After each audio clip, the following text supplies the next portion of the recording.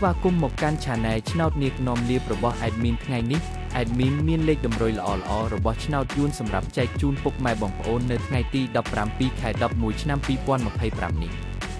ដូចនេះ Admin មិនចង់ឲ្យចំណាយពេលវេលារបស់ពុកម៉ែបងប្អូនយូរតោះយើងមកតាមដានលេខតម្រុយរបស់យើងទាំងអស់គ្នាសម្រាប់លេខតម្រុយ2លេខមានលេខ26លេខ58សម្រាប់លេខតម្រុយអូស2លេខមាន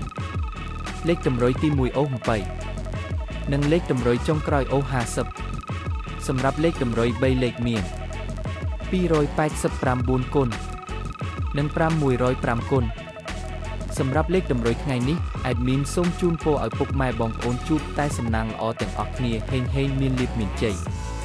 ជាចុងក្រោយសូមកុំភ្លេចជួយចុច Subscribe និង Comment ហើយដាក់សញ្ញារូបកណ្ដឹងដើម្បីជួយផ្ដល់កម្លាំងចិត្តមកកាន់ Admin ជាពិសេសងាយស្រួលតាមដានវីដេអូថ្មីនិងលេខតម្រុយល្អៗជាប្រចាំថ្ងៃជាមួយ Admin សូមគោរពលាពុកម៉ែបងប្អូនពីខ្ញុំបាទ Admin ឆ្នោតនាគនាំលាភសំណាងល្អទាំងអស់គ្នាសូមអរគុណ